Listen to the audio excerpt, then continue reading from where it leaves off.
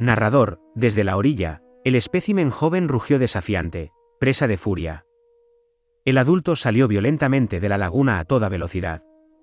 El agua chorreaba de su inmenso cuerpo mientras ascendía velozmente la colina.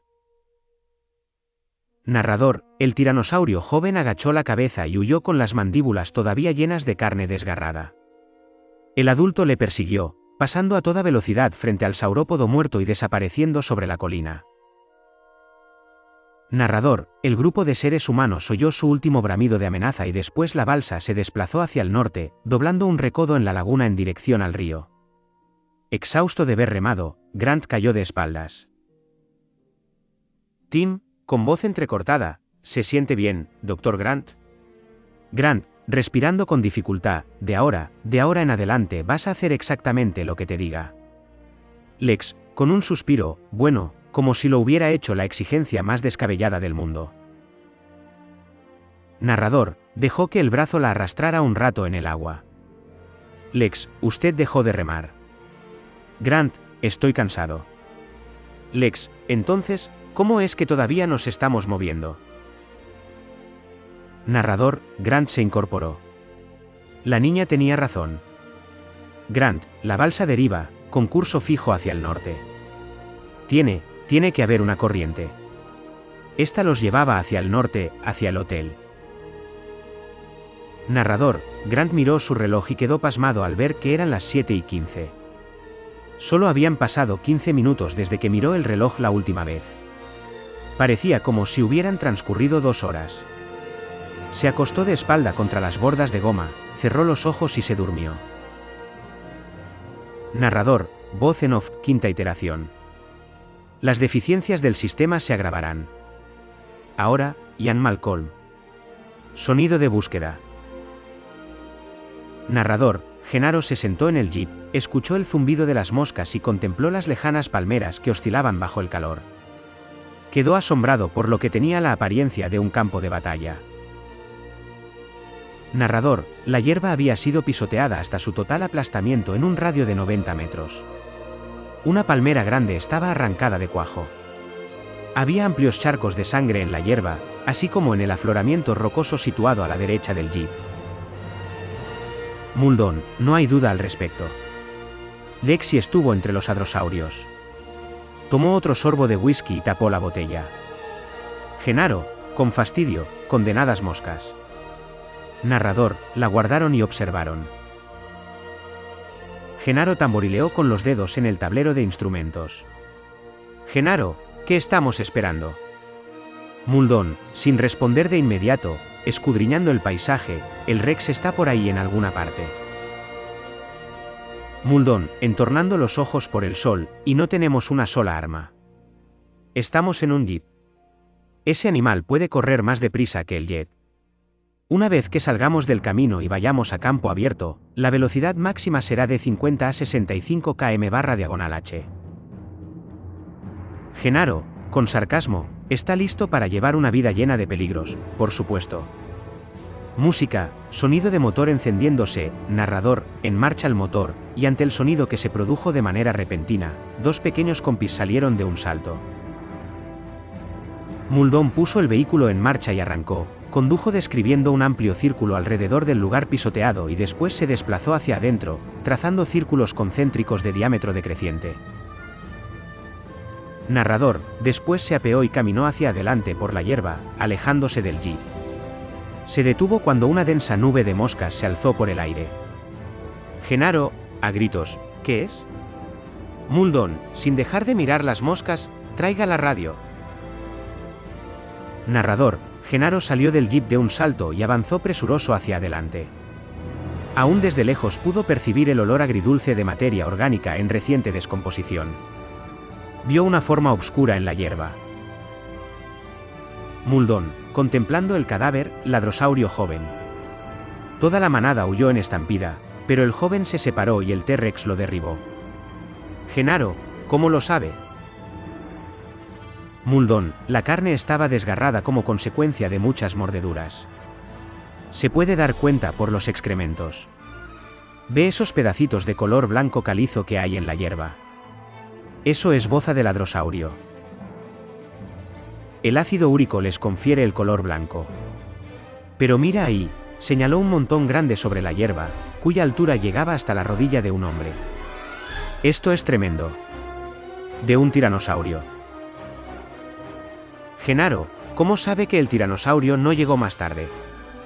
Muldoon, por la forma del mordisco. Ve esas chiquitas de ahí, señaló unas a lo largo del vientre. Son de compis. Esas mordeduras no sangraron, son posteriores a la muerte. Se deben a los carroñeros. Los compis la hicieron, pero al ladro lo derribaron con una mordedura en el cuello. Narrador, Genaro se inclinó sobre el animal muerto, contemplando esas patas pesadas y desgarbadas con una sensación de irrealidad. Junto a él, Muldoon encendió la radio. Muldoon, control, sí. Arnold, voz por radio, conteste, Ion Arnold. Muldoon, tenemos otro hadro muerto, ejemplar joven. Narrador, se inclinó entre las moscas y revisó la piel de la planta de la pata derecha. Un número estaba tatuado ahí. Muldoon, el espécimen es el HD-09. Tengo algo para ustedes. Arnold, voz por radio, sí. He encontrado a... Sonido de un jeep irrumpiendo. Narrador, el jeep irrumpió a través de la línea de palmeras que bordeaba el camino del este y salió a un camino auxiliar más estrecho que llevaba hacia el río de la jungla. Hacía calor en ese sector del parque. La jungla estaba cerrada y fétida en torno a los dos hombres. Nedry, lo encontraron con la televisión por control remoto. El sector 1104 está justo delante, más allá en el camino. Narrador, Genaro vio una barrera de hormigón y estacionó en paralelo con ella. Nedry, tuvo que tomar el desvío equivocado. Ese grandísimo, que se llevó, dice que 15 embriones. Genaro, negando con la cabeza, Nedry, entre 2 y 10 millones de dólares. Un premio grande. Narrador, cuando se acercaron, Genaro vio el cuerpo que yacía al lado del vehículo. El cadáver estaba indefinido y verde, pero en ese momento formas de color verde huyeron en todas direcciones. Nedry, compis. Los compis lo encontraron. Una docena de Procompsognathus, delicados y pequeños depredadores, no más grandes que patos. Estaba al borde de la jungla, parloteando con excitación cuando los hombres bajaron del jeep. Narrador, Nedry yacía boca arriba con la gordinflona cara de aspecto animado, ahora roja y abotagada. Las moscas zumbaban alrededor de la boca completamente abierta y de la lengua gruesa. El cuerpo estaba mutilado, los intestinos abiertos. Por el desgarramiento, una de las piernas perforada a mordiscos. Narrador, Genaro volvió la cabeza con rapidez, tan solo para ver a los pequeños compis que estaban acuclillados a poca distancia sobre sus patas traseras y observaban a los hombres con curiosidad. Genaro, con asombro, los dinosaurios tenían manos con 5 dedos, curiosidad. Genaro, con asombro, los dinosaurios tenían manos con 5 dedos. Narrador, se enjugaron manos y barbillas, lo que les confería un carácter aterradoramente humano. Nedry, con voz pastosa, ¿quién lo diría? No fueron los compis. Narrador, como de esas manchas en la camisa y en la cara de Nedry. Muldoon, percibiendo el olor, eso, dulzón, como de vómito seco antiguo.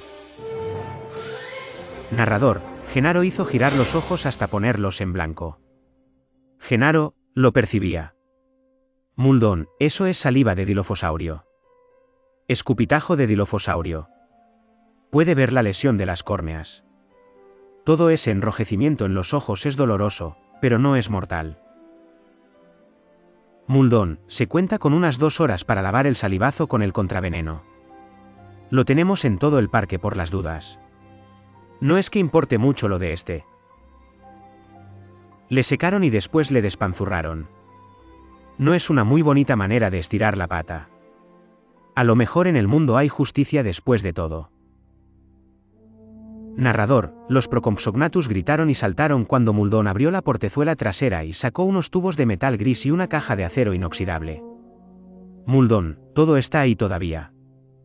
Narrador, le alcanzó 2 cilindros oscuros a Genaro, que preguntó, Genaro, ¿qué son exactamente? Muldoon, lo que parecen. cohetes. Tenga cuidado, no querrá pisar algo. Narrador, Genaro pasó con cuidado por encima del cuerpo de Nedry. Muldoon llevó los tubos al otro jeep y los colocó en la parte de atrás. Trepó al vehículo, colocándose al volante. Muldoon, vamos. Genaro, ¿y qué se hará con él? Preguntó, señalando el cuerpo. ¿Qué se hace con él? Muldoon, tenemos otras cosas que hacer. Narrador, puso el cambio. Al mirar hacia atrás, Genaro vio a los compis reanudar su alimentación. Uno dio un salto y cayó de cuclillas sobre la boca abierta de Nedry, al tiempo que le mordisqueaba la carne de la nariz. Alto del cielo, el pterodáctilo emitió un silbido grave e hizo un giro lleno de gracia, regresando hacia ellos. ¿Cómo es que no están incluidos en la gira?, preguntó a Ti Grande. Se estaba preguntando lo mismo. Los dinosaurios voladores eran tan hermosos, tan airosos cuando se desplazaban por el cielo. Mientras observaba, vio un segundo pterodáctilo aparecer en el cielo, seguido por un tercero y un cuarto. Quizás porque no terminaron el pabellón, supuso Lex. Grant pensaba que esos no eran pterodáctilos comunes, eran demasiado grandes, tenían que ser pterodáctilos, grandes reptiles voladores del Cretáceo. Cuando estaban muy altos, parecían pequeños aeroplanos. Cuando descendieron más, pudo ver que tenían una envergadura de casi 5 metros, con cuerpos cubiertos de pelambre y cabeza como de cocodrilo. Comían peces, según recordó en Sudamérica y en México. Lex se hizo sombra en los ojos con la mano y alzó la vista. Nos pueden hacer daño. No lo creo, ellos comen peces. Uno de los táctilos descendió en espiral, una sombra oscura que pasó como una exhalación junto a ellos, produciendo una corriente de aire caliente y dejando atrás un persistente olor agrio. Son verdaderamente grandes, dijo Lex, y después preguntó, ¿estás seguro de que no nos pueden hacer daño? Muy seguro. Un segundo dáctilo se abalanzó sobre ellos, desplazándose más rápido que el primero. Llegó desde atrás, pasando como un relámpago sobre sus cabezas. Grant tuvo una fugaz visión de su pico dentado y del cuerpo peludo. Parecía un enorme murciélago, pensó, pero quedó impresionado por el aspecto frágil de los animales. Sus alas inmensas de delicadas membranas rosadas resultaban traslúcidas, todo reforzaba la imagen de delicadeza de los dáctilos. Me ha mordido, dijo Lex, apretándose el cabello. ¿De qué?, se sorprendió Grant. Me ha mordido mi amor. Cuando retiró la mano, tenía sangre en los dedos. En lo alto del cielo, 2 dátilos más plegaron las alas. Desplomándose como pequeñas formas oscuras que caían hacia el suelo, mientras abalanzaban hacia la tierra producían una especie de alarido. Vamos, exclamó Grant, aferrando la mano de los niños. Corrieron a través de la pradera, oyendo el alarido que se aproximaba, y se arrojó al suelo en el último momento, arrastrando a los niños con él.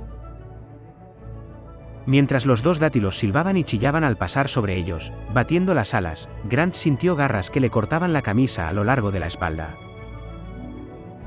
Después se puso en pie, tirando de Lex para que hiciera lo mismo, y corrieron contigo algunos metros hacia adelante, mientras en lo alto 2 pájaros más giraban y se lanzaban sobre ellos en picado. En el último instante, Grant tiró de los niños para que cayeran al suelo y las enormes sombras pasaron sobre ellos aleteando. Exclamó Lex con repugnancia. Grant vio que estaba sucia con una veta producida por los excrementos blancos de los pájaros. Logró ponerse en pie. Vamos, estaba a punto de correr cuando Lex lanzó un alarido de terror. Grant se volvió y vio que uno de los dátiles la había apresado por los hombros utilizando sus garras traseras. Las enormes alas coriáceas del animal, traslúcidas a la luz del sol, batían intensamente a ambos lados de la niña. El dáctilo estaba tratando de elevarse, pero Lex era demasiado pesada, y mientras pugnaba por levantarla, le propinaba repetidos golpes en la cabeza. Lex gritaba agitando los brazos con desesperación. Grant hizo lo único que se le ocurrió en el momento, corrió hacia adelante y saltó hacia arriba, lanzándose contra el cuerpo del dáctilo. Lo derribó, haciendo que el animal cayera de lomo contra el suelo y él cayó encima del peludo cuerpo. El animal lanzó mordiscos como tijerazos. Grant movió la cabeza para esquivar las mandíbulas y se apoyó en el animal para alejarse, mientras las gigantescas alas batían alrededor de su cuerpo. Era como estar en una tienda durante un vendaval. No podía ver, no podía oír, no había otra cosa más que el aleteo, los chillidos y las membranas coriáceas. Las patas armadas de garras le arañaban frenéticamente el pecho. Lex gritaba. Grant se desprendió del dáctilo, que chillaba mientras batía las alas y pugnaba por girar sobre sí mismo para enderezarse. Por fin consiguió apoyarse en las alas como un murciélago y rodó sobre sí mismo. Se hirió sobre las pequeñas garras de las alas y empezó a caminar de esa manera. Grant vaciló un momento, atónito. El animal podía caminar sobre sus alas, la especulación del éter era correcta. Pero en ese momento, los demás dátiles se les venían en picado y Grant estaba atontado, sin haber recuperado el equilibrio. Horrorizado, vio a Lex correr con los brazos sobre la cabeza. Tim gritaba a voz en cuello. El primero de los animales se abalanzó. La niña le tiró algo y de repente él. Narrador, el Pterodactylus silbó y volvió a elevarse. Los demás dáctilos hicieron lo mismo y siguieron al primero por el cielo. El cuarto dáctilo aleteó desmañadamente en el aire para unirse a los otros. Narrador, Grant miró hacia arriba, entornando los ojos para ver qué había pasado. Los tres dáctilos perseguían al primero, chillando con furia. Habían quedado solos en el campo. Lex, ¿qué ha pasado? Tienen mi guante, contestó Lex, mientras perdía de vista a las aves. Narrador, empezaron a caminar de nuevo. Tim puso el brazo alrededor de los hombros de su hermana. Tim, ¿estás bien? Lex, con desdén, claro que sí, estúpido. Respondió Lex, sacudiéndose el brazo de encima. Narrador, miró hacia arriba. Lex, espero que se atragante y se mueran. Tim, sí, yo también. Narrador, allá adelante vieron el bote en la orilla. Grant miró su reloj, eran las 8:30. Tenían 2 horas y media para regresar. Narrador, cuando se deslizaron por el río, alejándose más allá de la cúpula plateada del sector de aves prehistóricas, después las orillas del río se estrecharon a ambos lados y los árboles se reunieron por encima de ellos una vez más. El río era más angosto que nunca.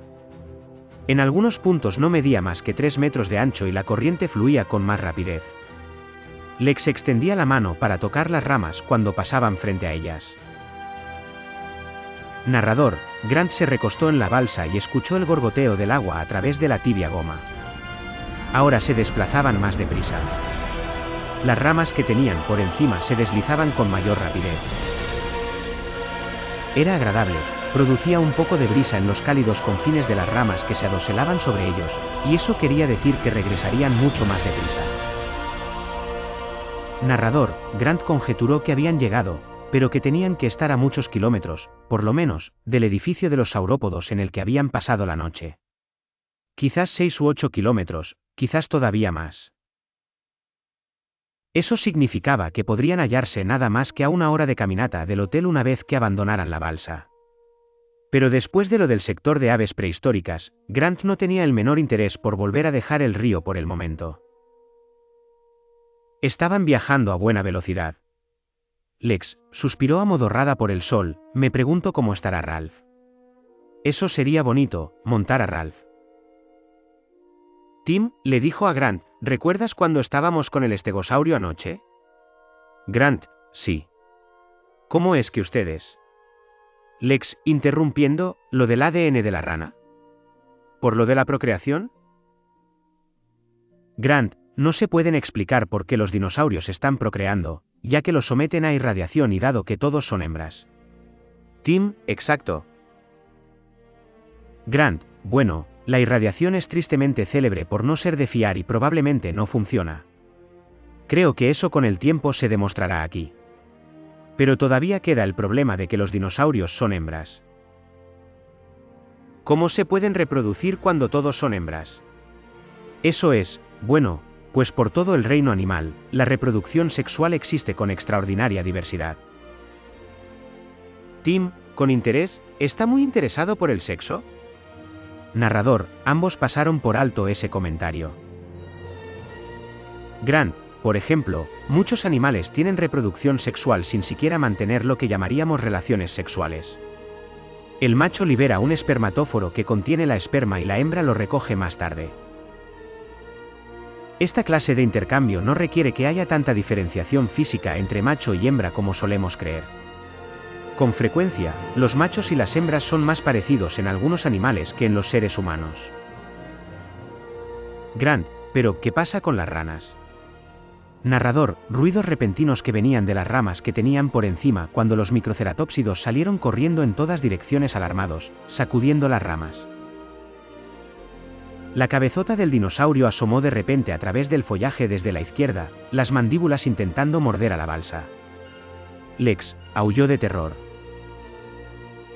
Narrador, Grant remó hacia la ribera opuesta, pero en esa parte el río solo tenía 3 metros de ancho. El tiranosaurio se había atascado en la densa vegetación.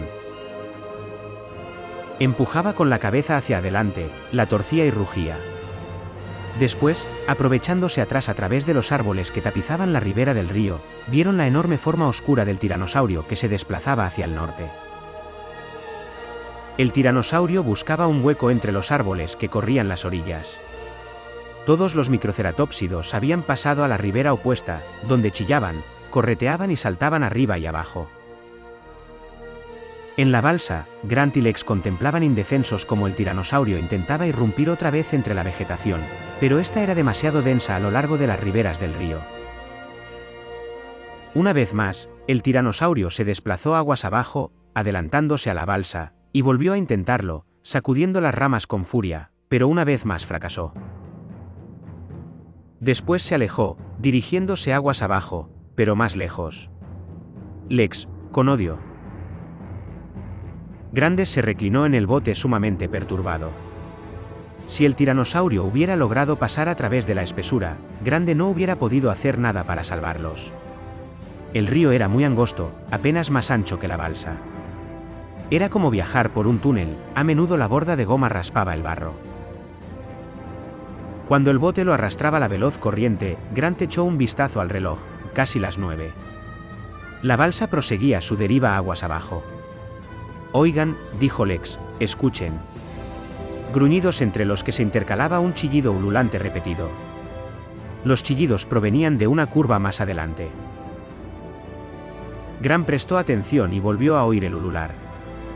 ¿Qué es?, preguntó Lex. No lo sé, pero hay más de uno. Con los remos llevó el bote hasta la orilla opuesta y se aferró a una rama para detener la balsa. El gruñido se repitió, después más gritos. Suena como si fuera una bandada de búhos, dijo Tim. Todavía no es hora de darme más morfina, dijo Ellie. Todavía no, le contestó Malcolm. ¿Cuánta agua tenemos aquí? No sé, hay abundante agua corriente que sale del grifo. No me refiero a cuánta agua hay en el depósito. ¿Hay algo? Él se encogió de hombros. ¿Nada? Vaya a las habitaciones de este piso y llene la bañera con agua. Ellie frunció el entrecejo. Además, tenemos receptores transmisores móviles, personales, linternas, fósforos, calentadores de supervivencia, cosas como esa. Buscaré. ¿Está previniendo que se produzca un terremoto? Algo así. El efecto Malcolm entraña cambios catastróficos, pero Arnold dice que todos los sistemas están funcionando a la perfección. Ahí es cuando se produce. Usted no tiene una gran opinión de Arnold. No, él está bien, es un ingeniero. Con es lo mismo, ambos son técnicos, no tienen inteligencia. Tienen lo que denomino inexistaligencia. Ven la situación inmediata, piensan con estrechez. Y a eso le llaman estar concentrados en un concepto. No ven lo que les rodea, no ven las consecuencias. De esa manera es como se llega a conseguir una isla como esta, como consecuencia del pensamiento ininteligente. Porque no se puede fabricar un animal y después esperar que no actúe como si estuviera vivo, que sea impredecible, que se escape. Pero no lo ven. ¿No cree usted que eso no es más que la naturaleza humana? Por Dios, no. Eso es como decir que huevos revueltos y tocino para el desayuno son parte de la naturaleza humana. No es nada de eso, es pura y exclusivamente adiestramiento occidental. Y mucho del resto del mundo sienten náuseas cuando piensan en eso. La morfina hace que me ponga filosófico. ¿Quiere agua? No le diré cuál es el problema de los ingenieros y los científicos. Los científicos tienen una línea de cháchara cuidadosamente elaborada acerca de cómo persiguen el conocimiento de la verdad de la naturaleza, lo que es cierto. Pero no es eso lo que los mueve. A nadie le mueven abstracciones tales como la búsqueda de la verdad. En realidad, lo que preocupa a los científicos son los logros. Y están concentrados en si pueden hacer algo más que en preguntar si debían hacerlo. De modo muy conveniente, hasta las reflexiones las definen como inútiles. Si no lo hacen ellos, algún otro lo hará. El descubrimiento, afirman, es inevitable. Así que simplemente tratan de lograrlo. Ese es el juego que se practica en la ciencia. Aun el descubrimiento científico puro es una acción agresora de penetración, exige un gran equipo y literalmente cambia el mundo venidero. Los aceleradores de partículas lesionan profundamente la Tierra y dejan subproductos radiactivos. Los astronautas dejan basura en la Luna, siempre queda en evidencia de que los científicos estuvieron ahí. Haciendo sus descubrimientos, un descubrimiento siempre es una violación del mundo natural, siempre. Los científicos lo quieren de esa manera, tienen que meter sus instrumentos, tienen que dejar su señal. No se pueden limitar a observar, no se pueden limitar a apreciar, no se puede limitar a encajar en el orden natural. Tienen que hacer que algo antinatural ocurra. Ese es el trabajo del científico, y ahora tenemos sociedades enteras que intentan ser científicas. ¿No cree que exagera? ¿Qué aspecto tiene una de sus excavaciones un año después? Bastante malo. No vuelven a plantar, no restauran la tierra después de escarbarlo. No. ¿Por qué no? No hay dinero, supongo. Solo hay dinero suficiente para acabar, pero no para restaurar. Bueno, solo estamos trabajando en las tierras malas, tan solo las tierras malas, tan solo basura. Tan solo subproductos, tan solo efectos colaterales. Estoy tratando de decirle que los científicos lo quieren de esta manera. Quieren subproductos, basura, cicatrices y efectos colaterales. Es una forma de tranquilizarse, eso se incorpora a la trama de la ciencia y es un desastre cada vez mayor. Entonces, ¿cuál es la respuesta? Deshágase de los que son inteligentes, retírenlos del poder. Pero entonces perderíamos todos los progresos. ¿Qué progresos? La cantidad de horas que las mujeres le dedican al cuidado del hogar no ha cambiado desde 1930, a pesar de todos los progresos, todas las aspiradoras, lavadoras, secadoras, trituradoras de basura. El protagonista reflexiona sobre el progreso humano, comparando la vida moderna con la de hace 30,000 años. Se pregunta si realmente hemos avanzado, considerando que antes se trabajaba menos y se vivía en un entorno natural. Concluye que es hora de cambiar antes de destruir el planeta. En un oscuro túnel del río en la jungla, Grant avanza con cuidado en una balsa. Observa a dos dilofosaurios en la orilla, describiendo su apariencia y comportamiento. Lex sugiere bajar y caminar, pero Grant decide que es mejor seguir en la balsa. Los dilofosaurios parecen estar en un ritual de apareamiento, ignorando todo lo demás.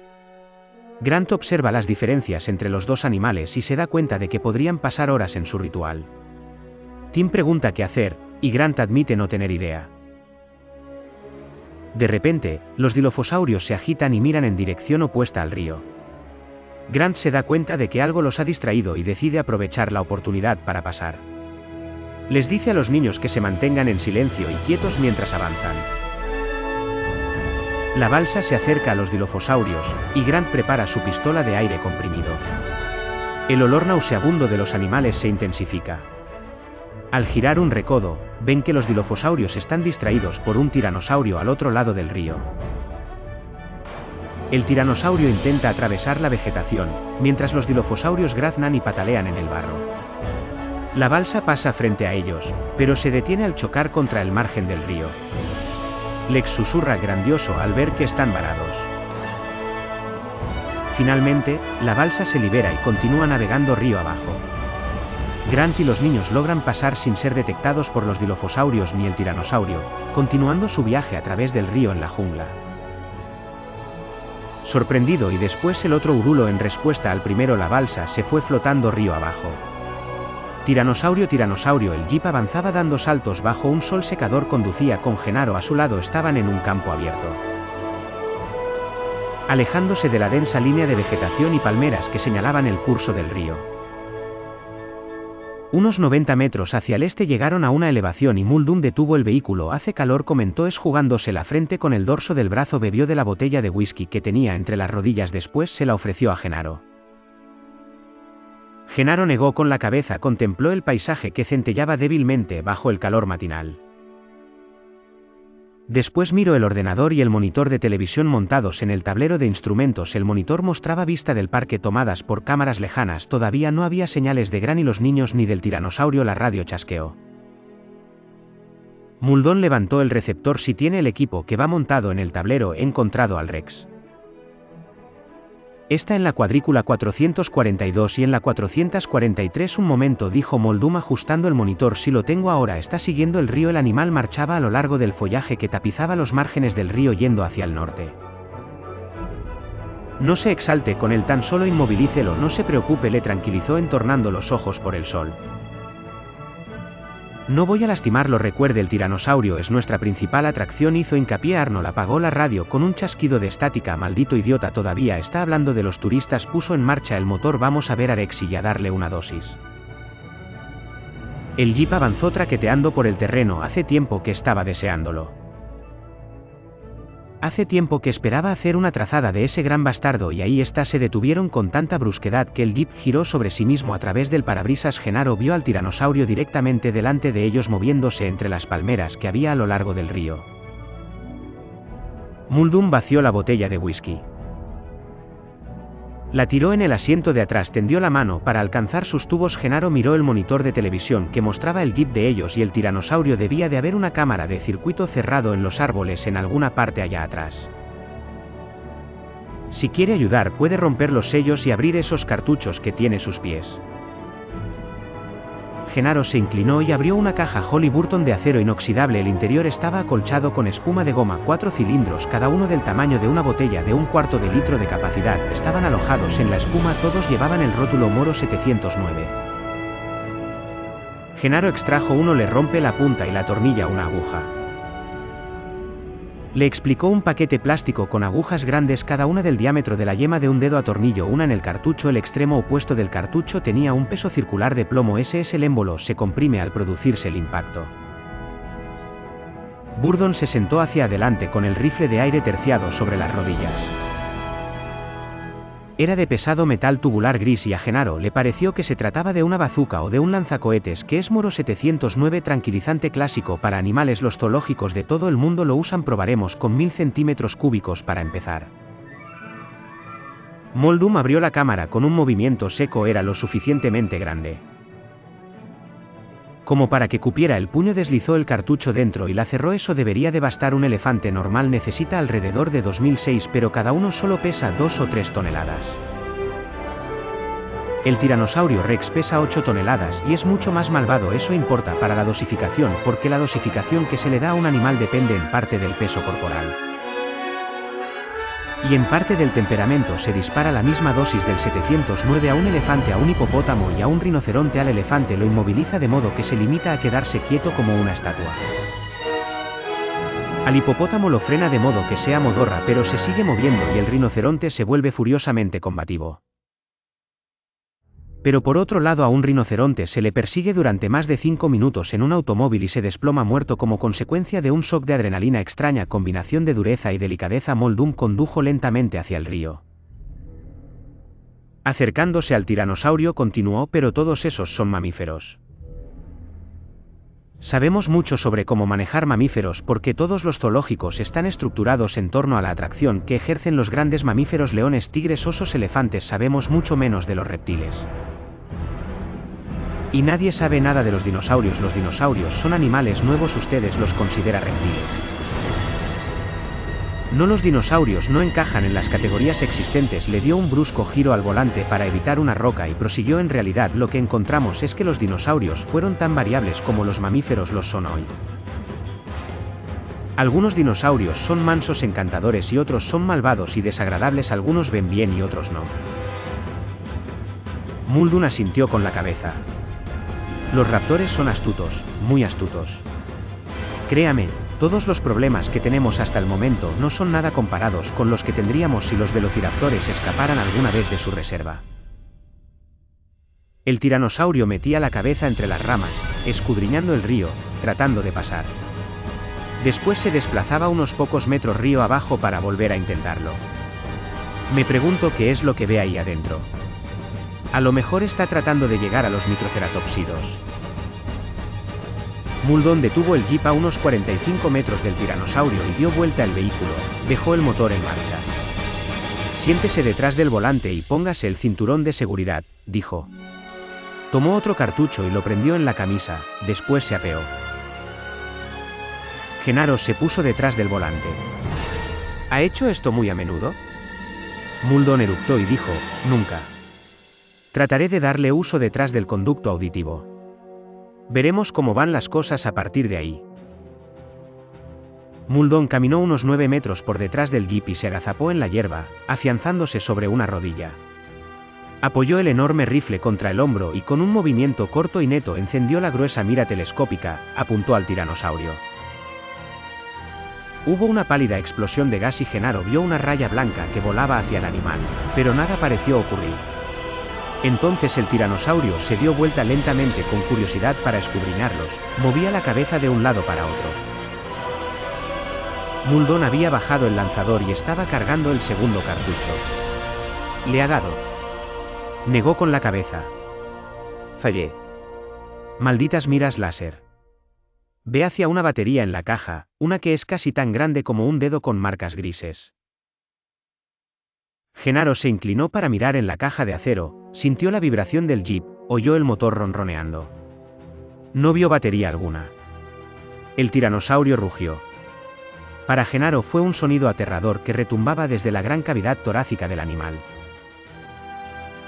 Genaro se sentó en forma brusca y extendió las manos sobre el volante, puso la mano sobre la palanca de cambios. A través de la radio oyó una voz que decía: aquí árbol, lárguese de ahí. Sé lo que estoy haciendo. El tiranosaurio se lanzó a la carga. Muldoon se mantuvo firme en su puesto a pesar de la bestia que se abalanzaba sobre él a toda velocidad. Lenta y metódicamente alzó el lanzador, apuntó y disparó una vez más. Genaro vio la bocanada de humo y la raya blanca del cartucho. Nada ocurrió. El tiranosaurio siguió avanzando. Ahora Muldoon estaba de pie y corriendo al tiempo que gritaba: ¡vamos, vamos! Arrojó sobre la portezuela lateral mientras el jeep se bamboleaba hacia adelante. El tiranosaurio se aproximaba con rapidez. Muldoon abrió la portezuela de un golpe y trepó al interior del vehículo. ¡Vamos, sea! Genaro dio el pedal hasta el suelo. El jeep iba dando tumbos inseguros, el extremo anterior se elevaba tanto que a través del parabrisas únicamente vieron el cielo. El jeep volvió a caer estruendosamente al suelo y corrió nuevamente hacia adelante, de árboles que había hacia la izquierda. Hasta que por el espejo retrovisor vio al tiranosaurio lanzar un rugido final y alejarse. Genaro redujo la velocidad del auto. Genaro masculló: Jesús, estaba meneando la cabeza. Podría jurar que le di la segunda vez. Yo diría que falló. La aguja tiene que haberse roto antes de que el émbolo le inyectara. Admítalo, erró el tiro. Sí, el tiro. La batería estaba agotada. En las malditas miras láser. Culpa mía, debí haberla revisado después de estar fuera toda la noche pasada. Regresemos y consigamos más cartuchos. El jeep se dirigió hacia el norte, hacia el hotel.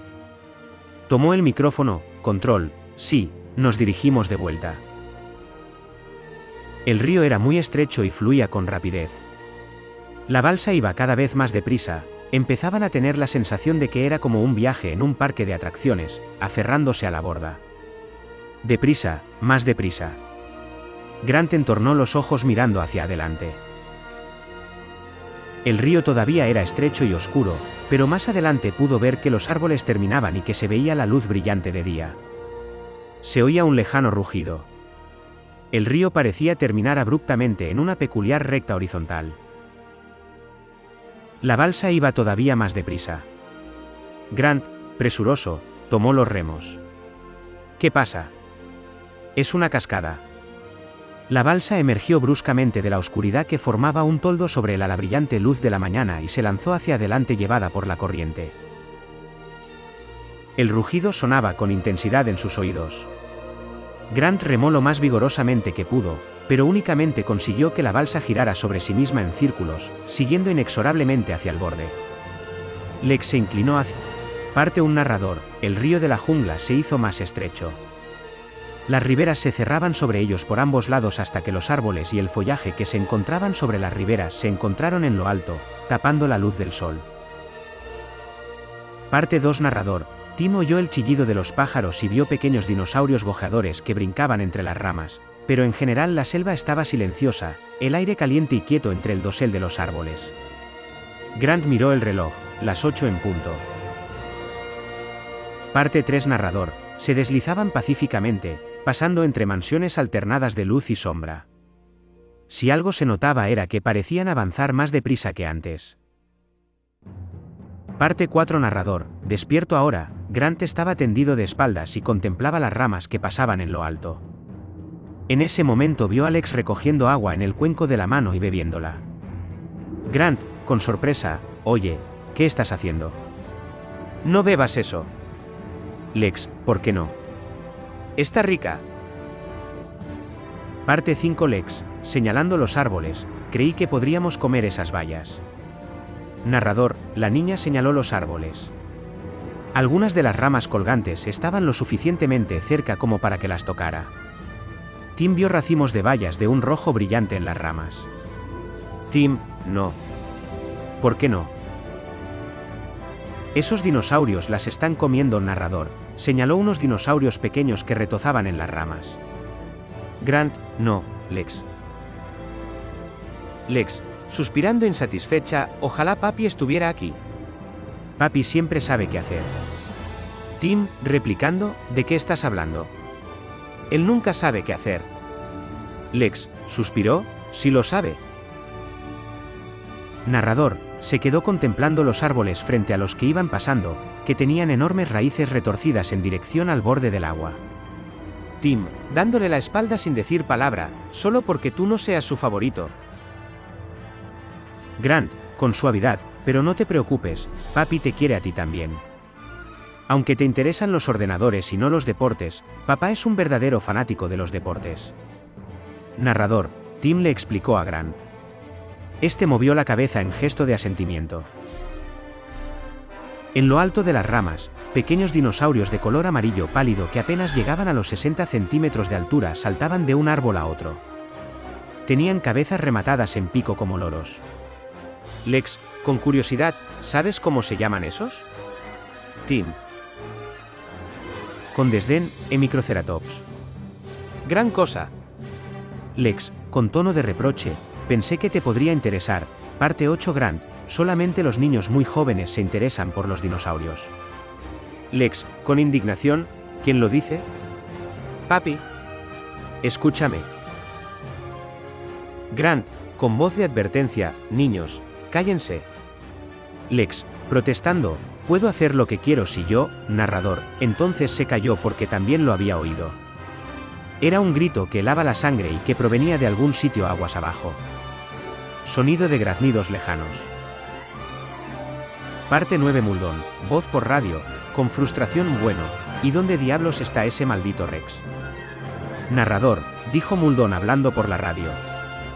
Había regresado al complejo de saurópodos y estaban observando la hierba pisoteada por donde los hadrosaurios habían huido en estampida. Muldoon, voz por radio. El Allosaurus no se le veía por ninguna parte. Arnold, voz por radio. Comprobaré, dijo Arnold y salió de transmisión. Narrador, se volvió hacia Genaro. Arnold, voz por radio. Ahora lo comprobaré. Genaro, ¿por qué demonios no lo comprobó antes? ¿Por qué no lo siguió el rastro? Arnold, voz por radio. No lo sé. No aparece, dijo Arnold instantes después. Parte 10. Genaro, ¿qué quieres decir con eso de que no aparece? Arnold, voz por radio. Los monitores, los entran. ¡Demonios! No hay más que decir de los sensores. Ve a Tim y a los niños. ¿Movimiento? No los encuentran tampoco. Genaro, pues entonces, ¿qué tenemos que hacer ahora? Parte 11. Lex, señalando hacia adelante, miren.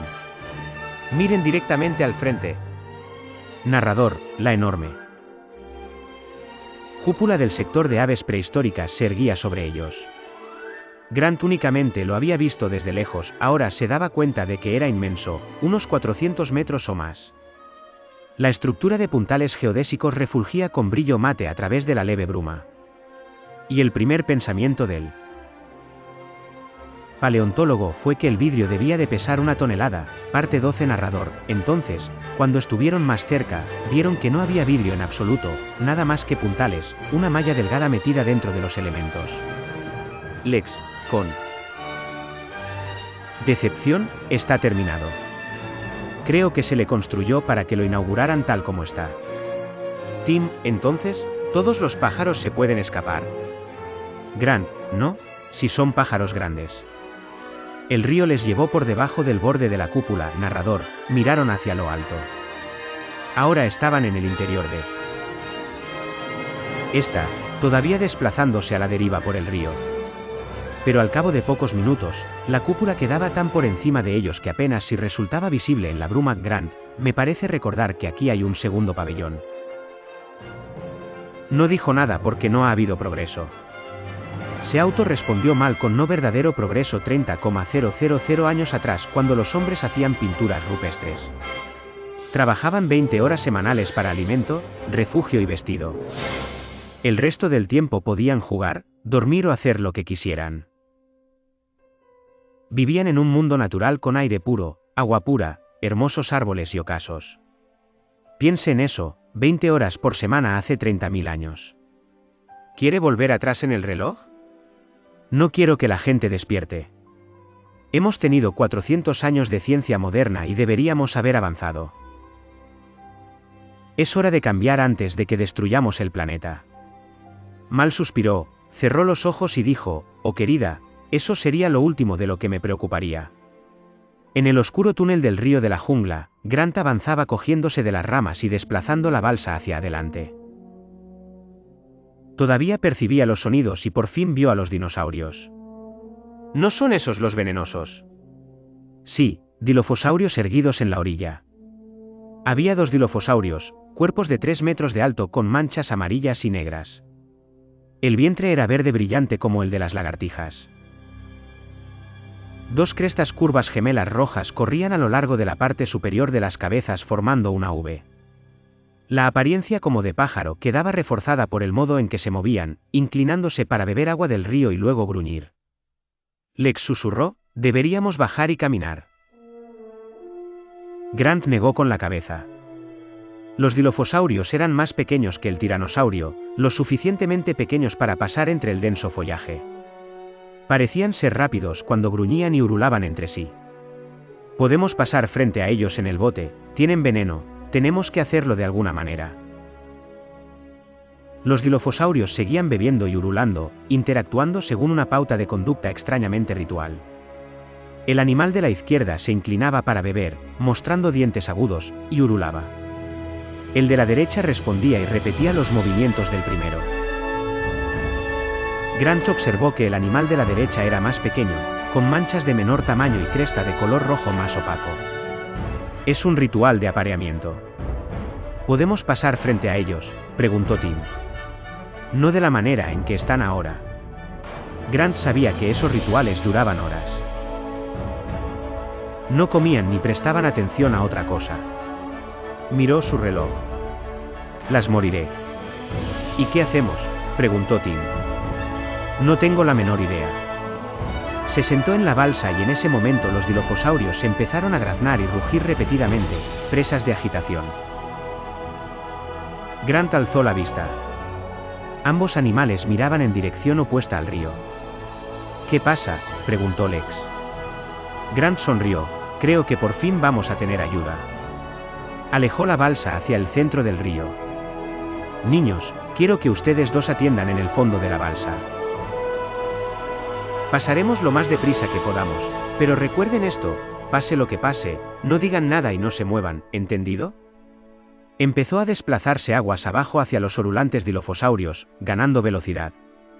Lex estaba tendida, los pies de Grant mirándole con pavor. Se estaban acercando a los dilofosaurios que todavía se hallaban a espaldas del río. Grant extrajo su pistola de aire comprimido y revisó la cámara. La balsa siguió adelante y pudieron oler un hedor peculiar, dulce y nauseabundo, como vómito seco. El ulular de los dilofosaurios sonaba con mayor intensidad. La balsa dio vuelta a un último recodo y Grant contuvo la respiración. Los dilofosaurios no estaban más que a unos metros de distancia, graznando a los árboles que estaban más allá del río. Como había sospechado, le estaban graznando al tiranosaurio. El animal intentaba pasar a través de la vegetación y los dilofosaurios ululaban y pataleaban en el barro. La balsa se deslizó frente a ellos, el hedor producía náuseas. El tiranosaurio rugió porque vio la balsa. Al instante siguiente, un golpe sordo. La balsa dejó de moverse, estaban varados contra el margen del río, solo unos pocos metros aguas abajo de los dilofosaurios. Grandioso, susurró Lex. Se oyó un prolongado sonido de flotación de la balsa contra el barro. Después empezó a navegar otra vez, bajando por el río. El tiranosaurio rugió por última vez y se fue. Uno de los dilofosaurios parecía sorprendido y después el otro ululó en respuesta al primero. La balsa se fue flotando río abajo. Tiranosaurio, tiranosaurio, el jeep avanzaba dando saltos. Conducía con Genaro a su lado, estaban en un campo abierto alejándose de la densa línea de vegetación y palmeras que señalaban el curso del río unos 90 metros hacia el este. Llegaron a una elevación y Muldoon detuvo el vehículo. Hace calor, comentó, es jugándose la frente con el dorso del brazo. Bebió de la botella de whisky que tenía entre las rodillas, después se la ofreció a Genaro. Genaro negó con la cabeza y contempló el paisaje que centellaba débilmente bajo el calor matinal. Después miró el ordenador y el monitor de televisión montados en el tablero de instrumentos. El monitor mostraba vista del parque tomadas por cámaras lejanas. Todavía no había señales de Grant y los niños ni del tiranosaurio. La radio chasqueó, Muldoon levantó el receptor. Sí, tiene el equipo que va montado en el tablero. He encontrado al Rex, está en la cuadrícula 442 y en la 443. Un momento, dijo Muldoon ajustando el monitor. Sí, lo tengo ahora, está siguiendo el río. El animal marchaba a lo largo del follaje que tapizaba los márgenes del río yendo hacia el norte. No se exalte con él, tan solo inmovilícelo. No se preocupe, le tranquilizó. Entornando los ojos por el sol, no voy a lastimarlo, recuerde el tiranosaurio es nuestra principal atracción, hizo hincapié Arnold. Apagó la radio con un chasquido de estática. Maldito idiota, todavía está hablando de los turistas. Puso en marcha el motor. Vamos a ver a Rexy y a darle una dosis. El jeep avanzó traqueteando por el terreno. Hace tiempo que estaba deseándolo, hace tiempo que esperaba hacer una trazada de ese gran bastardo y ahí está. Se detuvieron con tanta brusquedad que el jeep giró sobre sí mismo. A través del parabrisas, Genaro vio al tiranosaurio. Directamente delante de ellos, moviéndose entre las palmeras que había a lo largo del río, Muldoon vació la botella de whisky y la tiró en el asiento de atrás. Tendió la mano para alcanzar sus tubos. Genaro miró el monitor de televisión que mostraba el jeep de ellos y el tiranosaurio. Debía de haber una cámara de circuito cerrado en los árboles en alguna parte allá atrás. Si quiere ayudar, puede romper los sellos y abrir esos cartuchos que tiene a sus pies. Genaro se inclinó y abrió una caja Halliburton de acero inoxidable. El interior estaba acolchado con espuma de goma.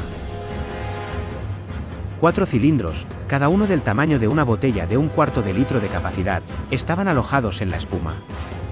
Todos llevaban el rótulo Moro 709. Genaro extrajo uno. Le rompe la punta y le atornilla una aguja, le explicó. Un paquete plástico con agujas grandes, cada una del diámetro de la yema de un dedo. Atornilló una en el cartucho. El extremo opuesto del cartucho tenía un peso circular de plomo. Ese es el émbolo, se comprime al producirse el impacto.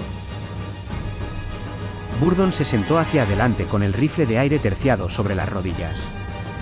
Era de pesado metal tubular gris y a Genaro le pareció que se trataba de una bazuca.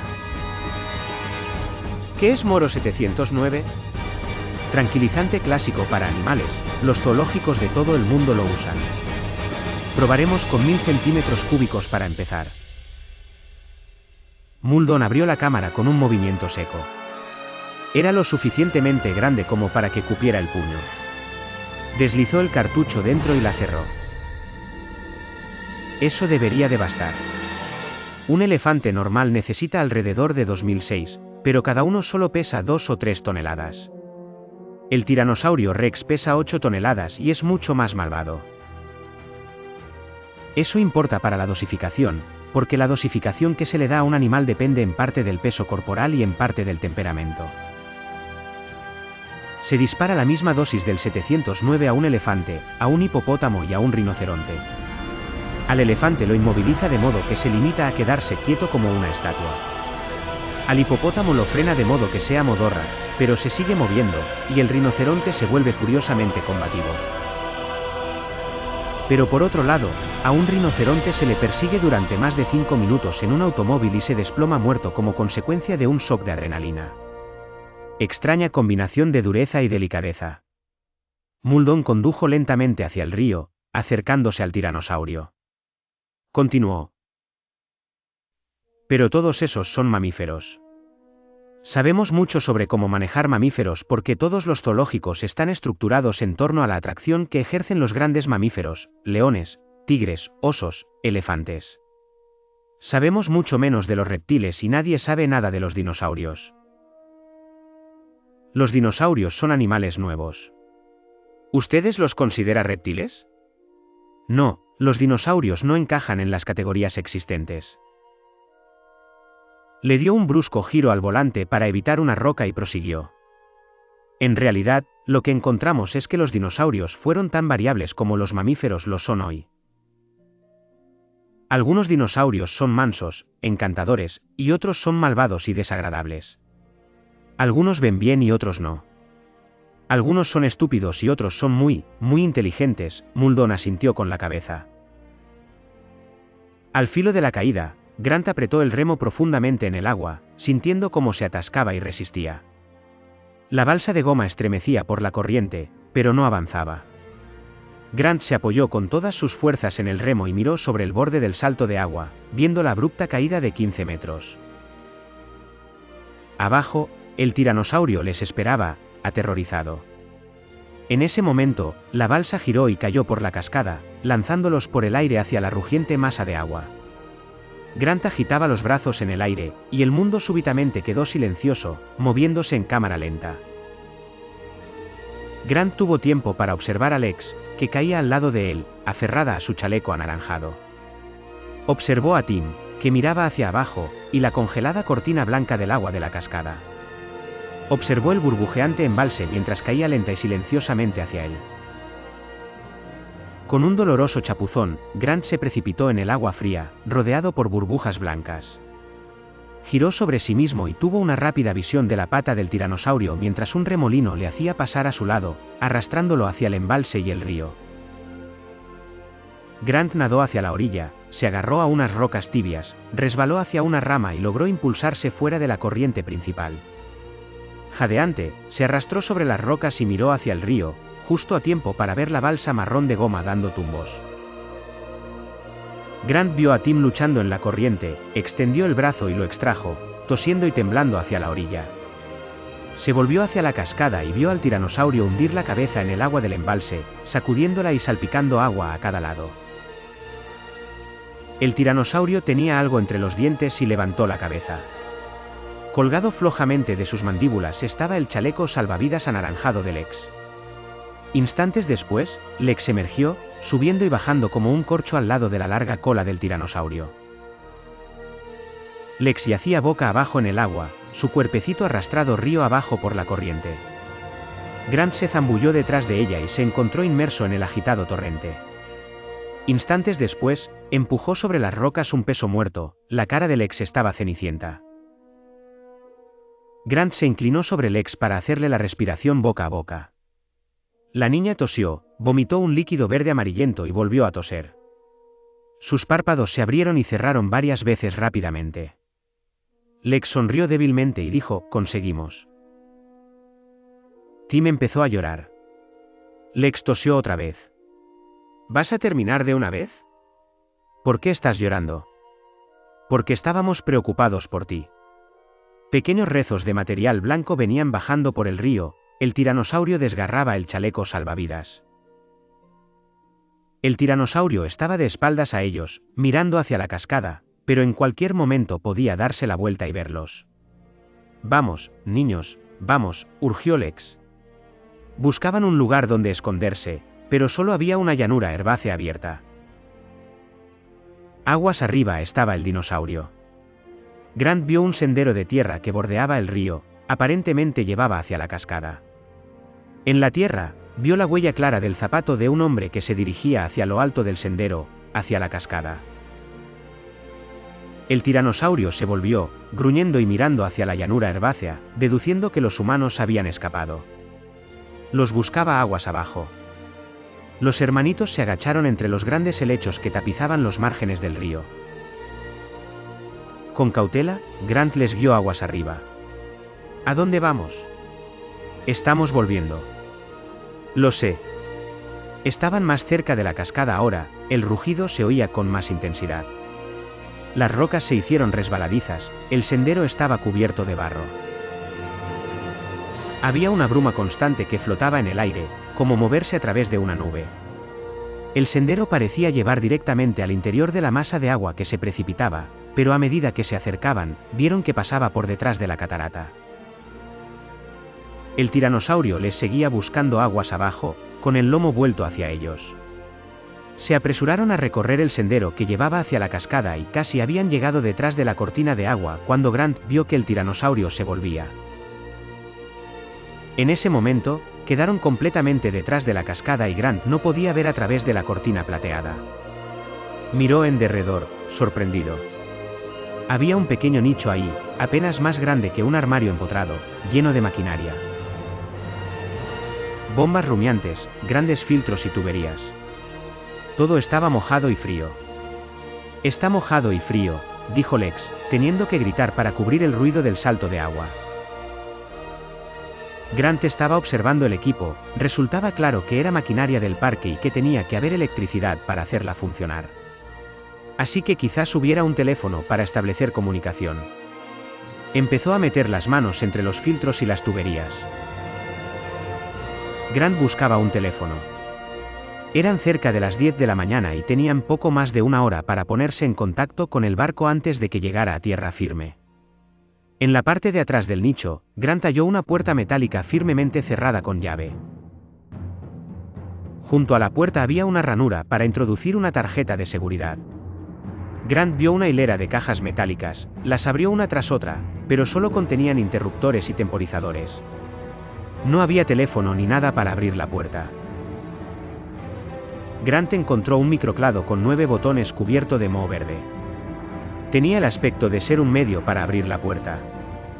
Grabado en el metal de la caja estaba el número 1023. Grant lo marcó y la puerta se abrió con un chirrido. Más allá de la puerta había oscuridad y escalones de hormigón que llevaban hacia abajo. Grant vio un letrero que señalaba hacia una parte baja de la escalera. Podría ser que realmente hubiera un vehículo. «Vamos niños, piensen», dijo Grant. Lex estaba alarmada y preguntó a dónde iba Grant. Él pasó por la puerta, que emitió un tono electrónico y se cerró detrás de él. Quedó sumido en la oscuridad y palpó la puerta, pero no había picaporte ni cerrojo. Grant luchaba contra el pánico cuando sus dedos se cerraron sobre un cilindro metálico frío. Era una linterna. La encendió y el haz resultó sorprendentemente brillante. Volvió a mirar hacia la puerta, pero vio que no se abría.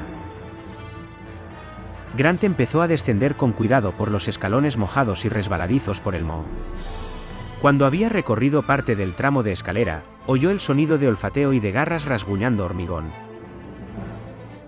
Grant extrajo su pistola de dardos y prosiguió la marcha con cautela. La escalera giraba y cuando enfocó el haz de luz, un extraño reflejo se selló como respuesta. Entonces, un instante después, lo vio, un coche eléctrico. Era un coche eléctrico como un carrito de golf y estaba frente a un túnel largo que parecía extenderse durante kilómetros. Una luz roja brillante refulgía junto al volante, así que quizás estuviera cargado. Grant volvió a oír el sonido de olfateo. Hizo rodar el vehículo y vio una forma descolorida levantarse hacia él, saltando por el aire con las mandíbulas abiertas. Sin pensar, disparó. El animal cayó sobre él, derribándole, y Grant rodó sobre sí mismo para alejarse. Presa del miedo, la linterna se sacudía locamente, pero el animal no se levantó. Grant se sintió como un tonto cuando lo vio. Era un velociraptor muy joven, de menos de un año, medía alrededor de 60 centímetros, la talla de un perro mediano. Yacía en el suelo, respirando en forma entrecortada, con el dardo sobresaliéndole por debajo de la mandíbula. Probablemente había demasiado anestésico para el peso corporal de ese animal. Grant quitó el dardo con prontitud. El velociraptor le miró con ojos ligeramente vidriosos. Grant percibía en ese animal una clara sensación de inteligencia. Grant acarició la cabeza del velociraptor con la esperanza de calmarlo. Miró el cuerpo que se estremecía levemente al surtir efecto el tranquilizante. Entonces vio que era un macho, un ejemplar joven y macho. No había duda alguna en cuanto a lo que estaba viendo, ese velociraptor había nacido en forma natural. Excitado por ese acontecimiento, Grant se apresuró a subir la escalera hacia la puerta. Con su linterna, Grant exploró la superficie plana y lisa, así como las paredes interiores. Mientras deslizaba las manos sobre la puerta, lentamente se fue dando cuenta de que estaba encerrado. Grant no podía abrir la puerta a menos que los niños tuvieran presencia de ánimo para abrirla por él. Podía oírlos débilmente al otro lado de la puerta. «Dr. Grant», gritó Lex, golpeando la puerta con los puños. «Dr. Grant, tranquilízate, ya va a volver».